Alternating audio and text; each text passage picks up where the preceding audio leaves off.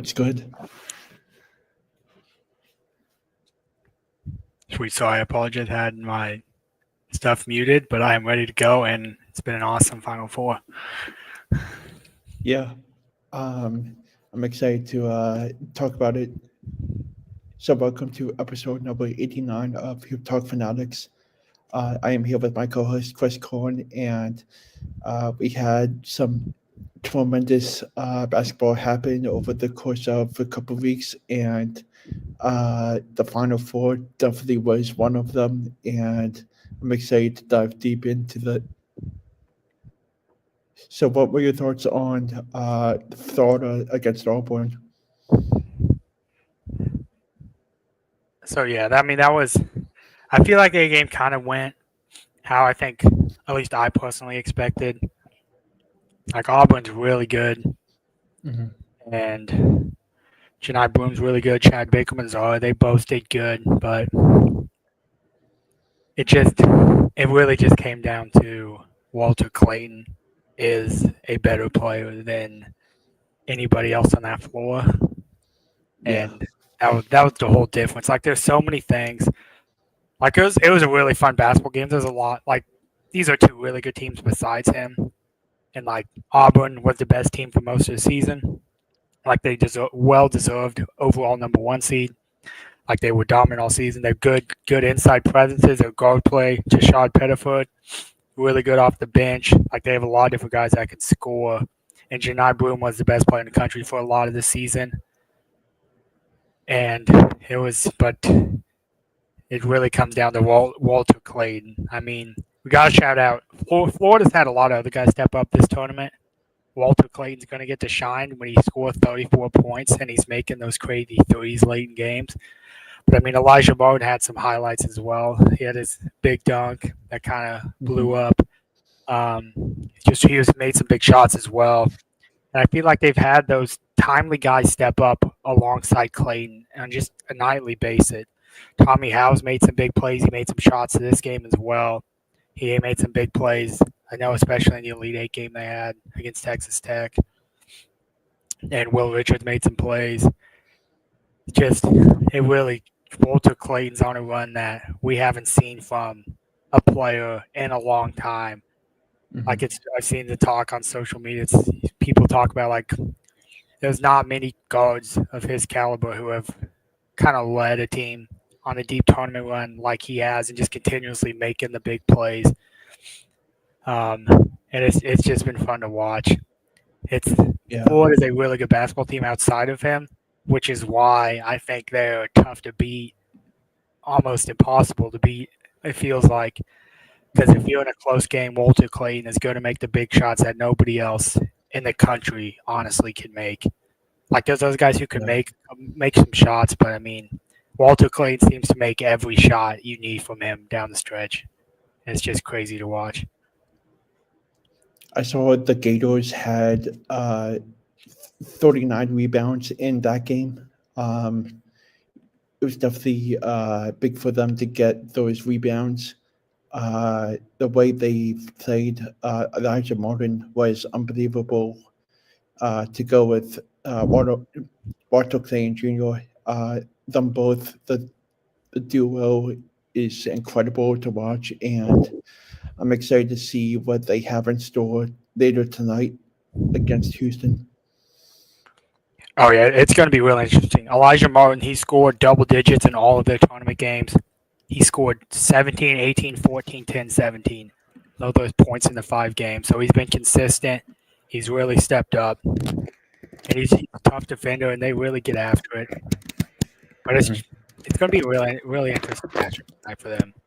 But just the way that they play at such a high level, it's it's going to be really fun though. But it's that game was awesome though. Auburn's had a great season, and they have a lot to build on. They're going to lose some guys, but you just ran into a really good Florida team, and it's tough Mhm. losing in the Final Four.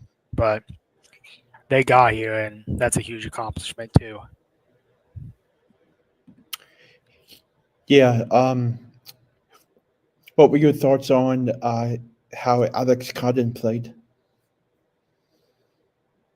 he didn't do as much this game. I thought Auburn did a good job kind of limiting him just off from an offensive standpoint. But he's just such a good player. He seems like he's always in the spots, getting some rebounds that they need, timely boards, being a good post presence defensively. I think is a big part as well. Just inside, because it didn't feel like Bloom really ever got going too much. He seemed pretty uncomfortable. I think Auburn was Mhm. pretty uncomfortable inside for like the majority of the game. But I think that was a big factor, and I think Condon deserves a lot of credit. Yeah. I really liked how Johnny Broom played, even though they took the L. But what were your thoughts on how the possessions that came down to the last 6 minutes of the game? Yeah, just it didn't feel like Auburn. Floor, from Auburn's perspective, it's just like Pettiford's kind of a guy, Bloom's kind of a guy they like to go to, and Baker Mazard too. But it's just like it didn't seem like when any of their guys had the ball that you felt confident in them making the play they needed. And like we talk about Walker Clayton for Florida, but I feel like even outside of Clayton, I trust Elijah Martin. Like Tommy Howe's made some big plays. Condon's really good on both. He did some good stuff defensively. Richards made some plays. I just didn't feel as confident in Auburn's execution. Um, and I think that had kind of been a thing in the regular season for them. They ended the way they ended, like early March, like February. They lost a few in a row. I don't remember the exact one timeline or the stretch, but some of those games were close games that they lost, and it was a little worrisome back then. But most people, including myself, I mean, they made the Final Four still, but it was like, is it a little worrisome that they've lost a few games in a row against really good teams? Like, so like they're not bad losses, but like it felt like in some of those moments too, they just didn't quite have enough firepower. Or maybe not Mhm. firepower is the right word, but like they didn't have the elite guys. They could be like, just go get the ball and go make a play. Like Janai Bloom can do that a lot, but it's so much. You need. I feel like it's great guard plays. You gotta have that guard, the guards that you can really just go to. Because like from a Mhm. defensive standpoint, it's a lot easier to kind of scheme around a dominant big than like because he's not gonna have the ball in his hands as much. And it just didn't feel like when they needed the big baskets, they just couldn't get them. Auburn was probably I don't remember they probably had the lead somewhat late, but like they just didn't. They took a couple. I'm looking through the game log right now, and I remember Mhm. I don't remember the exact scenario, but I remember they hit a three. I don't have the exact score at this point, but they forced a turnover like when they were trapped. If so, I don't remember the exact score when they started, but like I don't know if you watched the end. It's like in the final minutes, Auburn was like doing the full court press that teams do and whatnot. And I remember they hit a three and then they forced a turnover quick. And it was like with 30 seconds left. I think they were still around 6 points, but it may have been like a 4 or 5. Mhm. And then just they got in. They just I remember Miles Kelly. It said he shot a three was 27 seconds. I'm pretty sure the one I'm thinking of is a corner where he kind of double clutched and he just wasn't open at all, and he just kind of threw it up.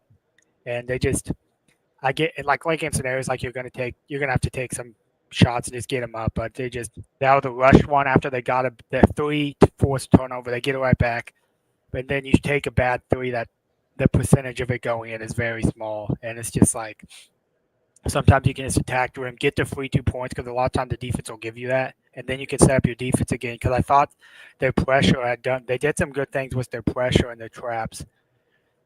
So Mhm. like it felt like they were in a spot where maybe they could get another steal. And I mean, we'll talk about in the final four game, Duke Houston is the same scenario went better for Houston, Yeah. I guess. So I guess we'll get to talk about both sides. So it's kind of that script didn't work for Auburn like it kind of does for Houston in the second game, and I think Houston has better shot makers, I think, than Auburn does on the perimeter. But it's just like at the end of the day, Mhm. Auburn did a lot of good things, but just a couple things schematically didn't do go great for them. I felt like, but to me, it's just a couple made shots from Clayton and Martin versus Yeah. if Kelly hits that corner three somehow, it's a whole new game. Mhm.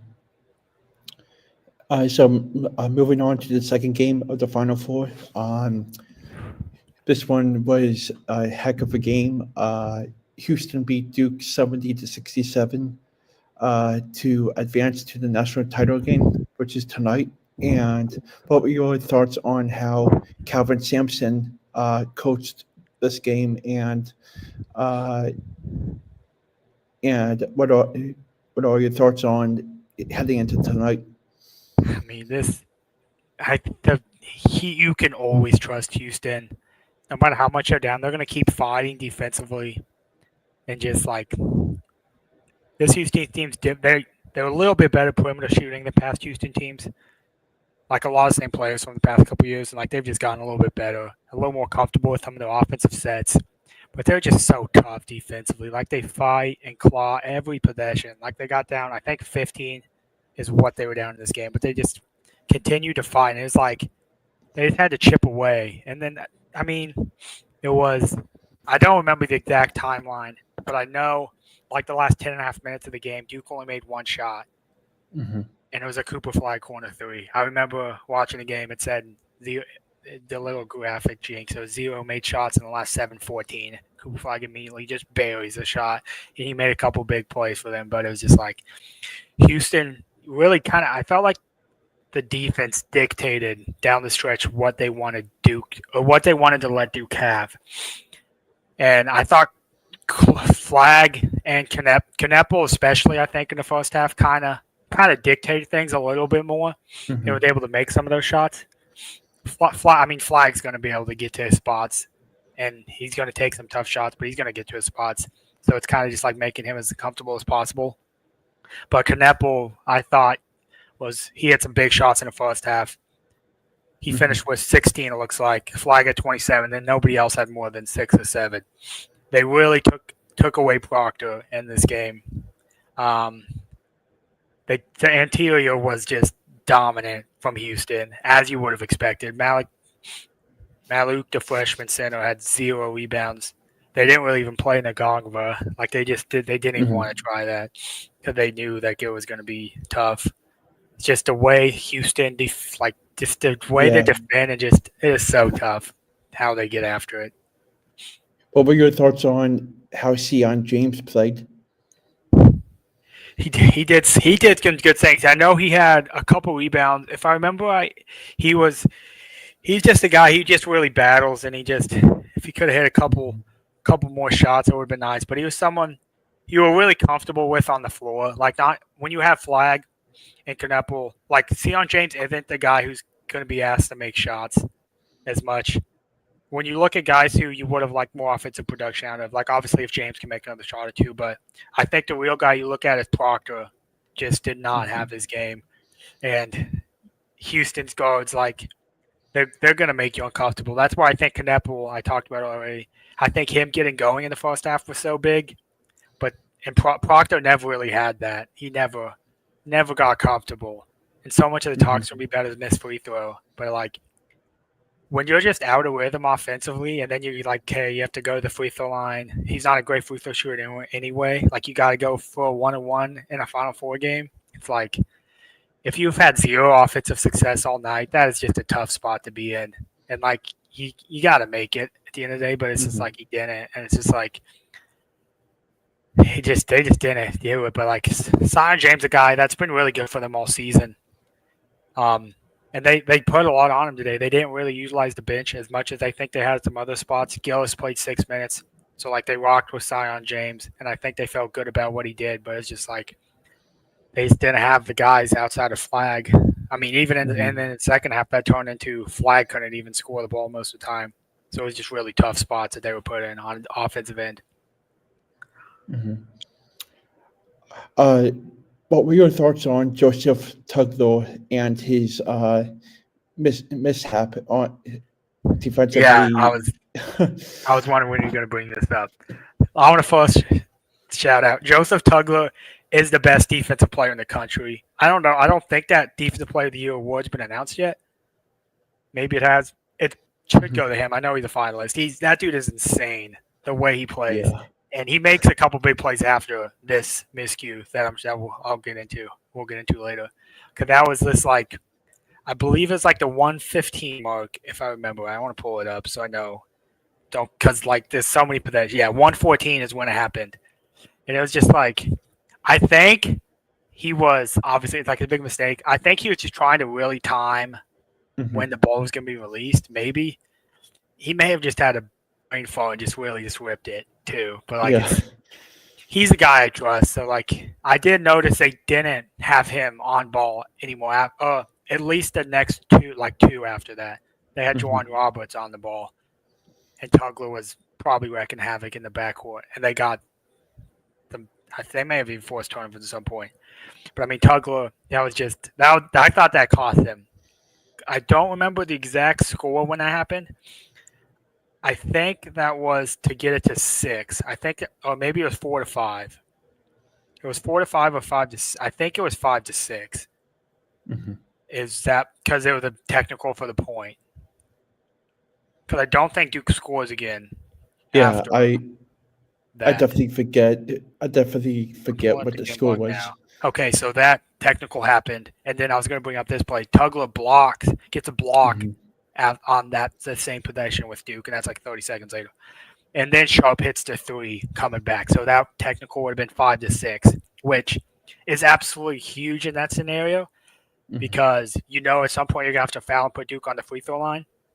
And if it's already like a 3-point game to turn into 4 just off one make is different than like 2 to 3 or whatnot. And that was just a huge block from Tugler, but it didn't matter for them because Sharp comes down, hits just a huge 3, and then they get the turnover. I don't remember. I think it was off the inbound, or maybe it was on a trap. I think it was the quick inbound and then the trap. Houston did a really good job on these. I know Duke had to call a couple timeouts because they were just so good inbounding with the defense on the inbounds. And it's just like, and then they get to those spots and like, they were almost they were kind of pushing to the corner. I believe the one I'm thinking of, it says Zion James has a turnover. I don't remember exactly who, but I think it was in, like, they just did a good job denying ball. So, like, it took, like, they had to call timeouts. It took them a few seconds to inbound. And when they did inbound, they weren't getting beat, like, deep. They weren't getting beat, like, to the middle. Like, it was to the corners. So that's what forces turnover. I remember Malik Wilson had a look from 3. It wasn't a great look, but a chance to tie. And then Tugler had to put back dunk, which was huge, to cut it to 1. And then that's really when the game the madness kind of ensued. And it's just like Tugler was on the part of so many of these big plays. And it's just like, it's just Houston's just execution in those games, late game scenarios. They know what they want to do. They clearly practice it a ton. And I think a big part of it is those guys have been together for years. A lot of them been together 3-4 years. Tugler, I think this is the second year. Miles Usan's a different point guard than they had last year. But just from like a scheme standpoint, he just seamlessly fits perfectly with what they do. And they've kind of got going with him really well. And I just think they were so – you just know when they're in a scenario like that, they're going to make the right plays. Maybe they make the shots. They did against Duke. Maybe they don't. But, like, they're going to give themselves a chance to make a shot or two and win that game. They did it against Kansas, and Allen Field has to see it. That was, like, one of the most crazy comebacks ever. Down 6 points with 9 seconds. They found a way to steal that one from us. That hurt. LJ Cryer mentioned it in the post-game interview right after the game, so that was kind of upsetting. But they did that in Allen Fieldhouse. Like, that's about as big of a road game, about as big of a game that you can play that's not in the NCAA tournament. And like they were prepared for the moment, and they just handled it well. I'm really curious to see how Joseph Tugler defends Florida's elite offense. I'm really curious what they do because it's like Tugler's such a good defender. I don't know. Because Roberts will just probably be. I mean, the two bigs, but like, I don't know schematically like what they'll do as much. Because like Duke had flags, so it's like a bigger guy is like he's a focus and stuff. And so many teams, most teams have more from their bigs, so it's like a big. it's going to be who's guarding Clayton. Like, Cryer's been better, but Sharp, Uzan are guys that you like defensively, but like the front court of Houston is kind of what makes them go on the defensive end. And I think they're going to have to be really good in the backcourt. Cryer is not known as like a big defender. We got to shout him out. That dude went off in this game to give them a chance. He had 26, but like they were down 15. They could have been down a lot more if that dude was not just going crazy. Mm-hmm. He was making big shot after big shot to keep them in that game. And he's done that a few times this tournament. I believe against Gonzaga, he had a lot of points. I want to check that. He had 30 against Gonzaga. So, like, Yeah. that dude is a bucket. He's been that way for a couple years for them. But yeah, just it's going to be really interesting schematically how they defend. I assume it's Uzan on Clayton. But, like, the Houston guards are kind of small. Mm-hmm. So it's like Uzan, Sharp, and Cryer. None of them are that big. Maybe do Sharp on Martin, maybe Richards and with Cryer. But it's like Houston's going to get creative. They have guys off the bench. Malik Wilson can play a little more. They didn't go super. Cryer played 40 minutes against Duke. He probably plays 40 again. Uzan only sat out a little bit. I think he was in foul trouble in the first half. He'll play close to 40. Sharp probably plays close to 40. Like, it's going to be heavy minutes for the starters. So it's going to be really interesting to see. But I think the real thing I'm interested in is how they use Tugler specifically. Because he's just such a good defender. They're going to have him in some spots kind of helping. But Clayton can get downhill, and, like, he's going to attack the rim. But you worry, I think, with how good Houston is inside, you worry more about, like, obviously his perimeter shots. Because, like, he doesn't need much space. So that's going to be the focus. And, like, you trust your backline defense if he gets by a guy to help. And if he gets a kick out for 3 or whatnot, you happen. But, like, you really got to make him uncomfortable. And don't let him get those free drives to the rim, which they won't. But you don't want him to get going downhill either. What's your X factor of tonight's game? And what do you possibly see happen? I think I'm looking at it from X factor is more from Florida's side. It's like because from I'll give my X factor and then we can kind of talk a little more. I think Tommy Howe is a big X factor for Florida. He had 20 against Texas Tech, but he's had double digits in 3 straight. But the rebounds, the rebounding is going to be key. He's had 7 against Auburn, 11 against Tech, 9 against Maryland, and then 7 against Connecticut. And I think they're going to need to rebound the ball very well, especially on the defensive glass. Like, if you can get second chances yourself, cool. Like, obviously you want to get some. I think that could be a big part of them, like some off the boards out for like kick out threes maybe. But I think Thomas Howe, he's been a guy, he's hit some shots. He hit 4 threes against Texas Tech. And he's a guy, if he can hit a few threes, I think that really can open things up for the offense because you need a couple guys to hit shots. They're going to be expecting Elijah Moan to make some plays. Will Richard hasn't had the best tournament off from a shooting standpoint, but I think he's due for a bounce-back game. He hit a few threes in some other tournament games, but he hasn't hit one the last couple.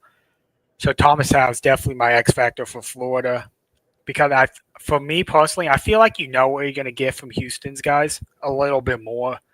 Cryer's going to make shots like it's going to happen. Emmanuel Sharp's going to hit a few threes. Juwan Roberts is going to dominate the glass and make some tough twos, double-double type from him. Joseph Tuggle is going to be all over the floor, dominating the glass, making blocks, steals, doing a thing. Milos Uzan is going to control the game and just really do what he does, make some shots as well, and do a good job dishing to teammates. So, like, I feel like those 5, they are really comfortable in their roles. But from Florida, it's like Clayton's going to get 34, or he had 34. Clayton's probably going to go. He's going to put up shots and maybe have a chance to go for 30. Elijah Martin's going to need double digits at least. Richard, hopefully double digits. But the front court for Duke didn't do it. Like the bigs, I guess they didn't really fly guy going, but like their center, whoever they had center on the floor for Duke, it was no factor. So I'm really curious if Florida's bigs can do much at all. That's why I look at Tommy Howe as a guy who can really kind of lift it up a little bit and kind of back up forward. I don't know schematically exactly how they'll do it matchup wise, but like he's a guy who can play big. I don't think he'll play to 5 at all tonight, unless Roberts is out of the game, but I doubt they would even do that. You got Chinelway and Condon. One of those guys will probably always be on the floor, I would think.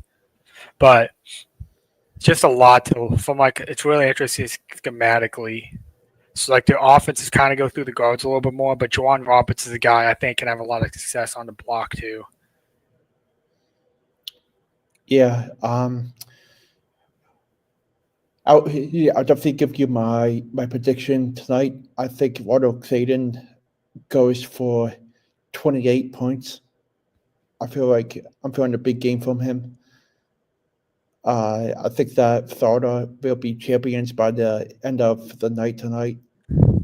Our score prediction is Florida 83, Houston 78. I like it. High scoring, but I could see it. I think Houston can play a little higher scoring if they need to. It's really, really interesting. Before I make my prediction, I'm curious because I just do not remember off the top of my head. Who did you have in the title game? Did you have Duke winning at all in your bracket? I had Florida beating Duke. Florida beating Duke, okay. Because I know, okay, you did. I don't think you had Duke. Okay, you had Florida beating Duke. I thought, okay, we both did have Florida. Yeah. But I will say I am changing. I'm not sticking with my pre-bracket prediction. I do think Houston beats Florida. This was a championship game I had in my bracket. Pretty proud of that. Probably the first time ever I've had correct final game. Probably won't ever happen again with the chaos of the tournament usually. But it's just like I just feel really good about how Houston defends, and they're just getting after it. And but Walker Clayton's so good. It's just like, yeah, can they beat him? He feels like he's on one of those runs. I talked about it a little bit earlier. But like he's like one of those runs from guards that like you don't see much. It's like it's the UConn guards basically, Shabazz Napier and Kemba Walker. What they did to get their teams a tournament. It's like those are the runs in my lifetime basically that I remember. I mean, obviously Carson Edwards was crazy, but he didn't even get to the Final Four, so he doesn't get discredited, but it's like the guys who won titles get a little bit more respect, even though Carson Edwards' run was absolutely absurd. But it's really going to be interesting if Walker Clayton can finish the job. Because I'm really interested. Another fun standpoint. It's just it doesn't really matter for the game, but like I'm curious his NBA draft stock. Because he's just so shifty and he's just so comfortable with the ball in his hands. And like so many NBA guys can score now, but it's just like you trust him. I think you can trust him in the ball with your hands. So I'm really interested to see what his draft stock looks like after this tournament, and it's going to be fun to see him one last time in a Florida uniform. I saw John Fanta had Florida Houston in the national championship game. Nice. I love John Fanta. Yeah. I love seeing all the clips from him and them at the Final Four. It's just a fun time. Have you been tuning into the Field of 68? I haven't watched much like of the live shows. Oh, they were live around 6 p.m. tonight. Nice. They usually I haven't done it this year. I might watch their post game show tonight. I'm sure they have one. Like they usually do. Live outside of some restaurant, some taco That's what they restaurant. Usually do. They always do. It's so cool. They did. I don't know where the Alamo Dome's at. I've been to San Antonio, but I went for a regional. It was at the Spurs Arena, not the Alamo Dome. So I don't know where the Alamo Dome's even at. It might be more in town because the Spurs Arena is kind of out in the way, a little bit. Is it in Houston? San Antonio. It's in San Antonio. Yeah, the Alamo Dome's in San Antonio. Because I went 2 years ago, San Antonio hosted a regional where Villanova was at when they beat Houston in the Elite Eight, 22. That was that regional, and that was in a different arena. So that was fun. But I remember when the Final Fours that I've been to, New Orleans and Houston, they've done live shows in different spots. I know Houston they did at one of the bars that I've been to a good amount. It was pretty cool. Yeah. I don't know. It's just fun just being out. I think it's really good for them just out in public, just chatting it up. Final Four is just such a good atmosphere. Are you going to try to get to the Final Four next year? I don't even know where it's at. Depends. I would love to.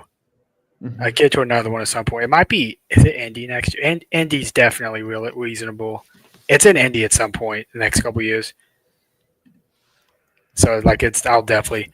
But it's just like they're just such a good time because the last two I did for work. But it's just like it's been interesting. Like the fan bases at the two.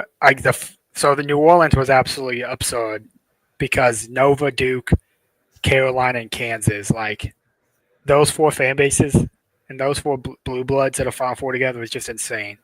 The atmosphere in that city was nuts.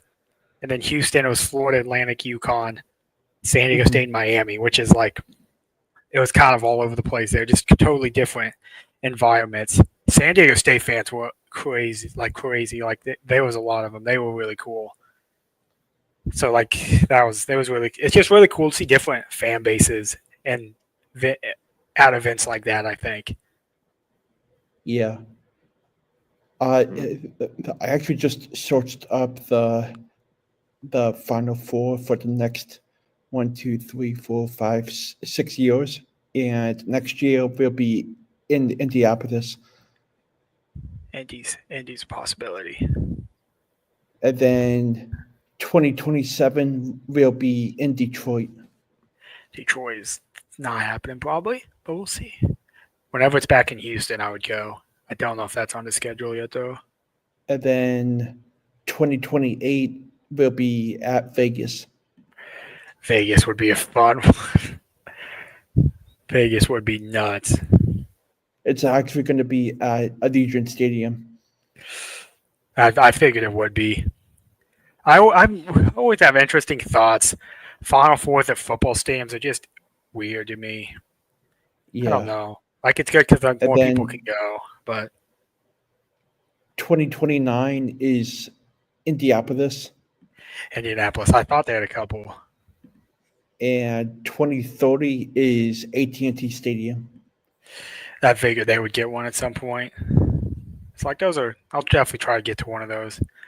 It's just fun to be at. Hmm. That's why I like the Big 12 tournament. It's like just different fan bases just come together. Big 12 tournament's a whole Yeah, different atmosphere because it's like when your season's on the line, it's different than a conference tournament. Like conference tournament, most people are in a good mood. Some fan bases made me mad this year, Arizona fans. But the atmosphere is just really cool. Big 12 hmm, fans are pretty nice, fun, respectful. But like in an NCAA tournament, it's different because like if you lose, you're actually like pissed off. Like the fans are yeah. not happy, and like your season's over. It's like damn. It's just a different thing to be at watching your team lose in person. We are officially 1 hour away until tip off. Let's go. And before we end this episode, what is your score prediction? Okay. I'm gonna say Houston 73-70. Houston by 3. It's gonna be thick. My brother's Any gonna be at the game, so I'm pumped for any it. late game buzzer beaters? No buzzer beater. I don't Uh, like. It's gonna be. I think it's gonna kind of be what we've seen from both these teams most of this yeah. tournament. Their games are being close down the stretch. Maybe Florida has a shot to tie. Actually, if it's Houston's not going to give Florida a chance to tie unless they're only down 2. Like if it's a 3-point game, they're going to foul. They're too smart. Stuff like that. But it's going to go down the wire. It's going to be one of those. Maybe it's like maybe it is a little extended, but it's going to be single digits in the final minutes. So both these teams are going to have a chance, whoever's down, to do their press and really get after it, like they've done in this tournament. Florida won a game against Texas Tech. Maybe they shouldn't have. Houston beat Duke. Mhm. Houston beat Gonzaga, and that was a crazy game. Both these teams have been in some crazy games late. Like they've been tested. And I think most title teams are tested, no matter how good you are. Like Yeah. UConn the last 2 years just blew everybody out because like they were special, and like there's been some special teams before that haven't blown everybody out, but like these two teams are insane, and just the depth of this tournament was just crazy. So many good teams, and there's no way this game is not down to the wire. These teams are Mhm. too even, some different styles, but there's both these teams have too much star power and to just get blown out. Or like Yeah. it's going to be a couple points one way or another. I think. I'm sticking to my score prediction 83-78 Florida. I like it. I'm interested. That would be a higher scoring, but I thought Houston hadn't won a game when they allowed as many points as Duke did this season. I know they'd only allowed 70 like 3 times. Florida's probably going to get 70 or right at 70. So at that number, but it's like Houston. I mean, the thing is, like, people show those stats, but I mean, like, Houston can score 80. It's not that they don't have the guys to just go score. I mean, Cryer, Sharp, if they speed it up and have a few extra possession, those guys are going to hit a couple more buckets. If they need to match Florida's pace for stretches, they will. Like, I don't think they're going to slow it down as much as they can, but I mean, they have the guards who can make plays and match Florida's pace for a little bit. Like, I don't think they can play a 40 minutes of like a fast-paced game, or they won't want to, but like if they have to for bits and pieces, they will.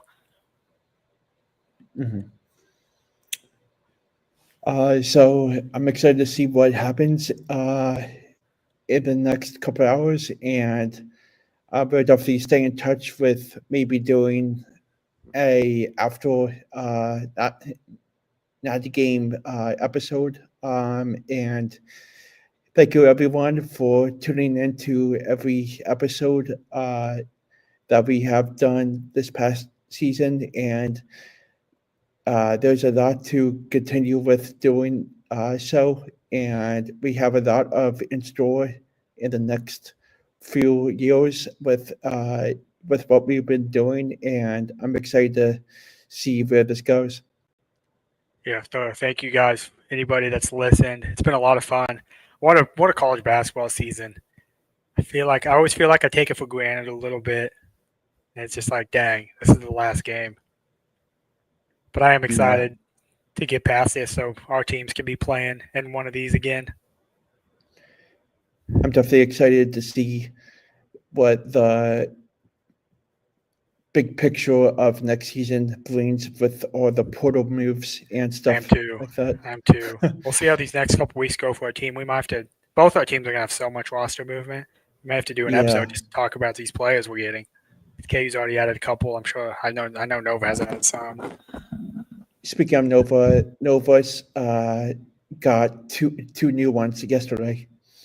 Was it? Am I wrong? Was it Gillespie or was it Rice from Maryland? It was Jeffrey. Jeffrey? I thought they added one of those guards. One of those Maryland guards. Yeah, I'll definitely let you know. I don't remember. It was one of those two, I think. Yeah. Gillespie or Rice. Yeah. So, I mean, that's a starting guard. And, like, Will is going to recruit. He's going to be good at Nova. How good is to be determined, but he's going to get you back to the tournament consistently, at least. Dixon posted his farewell on Instagram today. Dang. I'll take a look. What a career he had. Yeah. What a career. It's cool he broke the Nova scoring record. Yeah. Because so many people will say, like, he had the extra year, which is true, but it's like, I think I looked it up. I think he scored like 70 points his freshman year. Like, he didn't play. So, like, he basically did it in 4 years. He redshirted his first year. Yeah. So, like, he didn't. So, he was – the progression he showed is about as good as any player I've seen in a long time. Mm-hmm. Like, there's been a couple guys, but, like, it's rare to go from, like, a red shirt. Because he came off the bench. He didn't play much his first year, I don't think. Because he was on the Final Four team, but he didn't. He was kind of like a backup, didn't play a ton. I don't remember who those starting bigs were ahead of him. I think Jermaine Samuels was still there maybe his first year or something. But either way, he's growing into one of the best players in college basketball. And the guy, like, you knew his offensive game would get better, but like his 3-point shooting, I never envisioned. I did not envision that. I thought he'd be able to add like a little shot, but like he was legitimately like a real threat shooting the basketball from the perimeter, which was just crazy. So I'm excited to see his professional career unfold. Yeah, same with me. It's going to be really entertaining to watch, especially with the bond we have with together. This has been episode number 89 of Hoop Talk Fanatics, and Tonight is going to be a fun one, and I'm excited to see what the outcome is. Yeah, so it's couldn't ask for a better national title game. Probably we've had. It's going to be exciting. I just hope everyone enjoys. Got 40 more minutes of college hoops. Yep. Have a great night, everyone, and enjoy the national championship.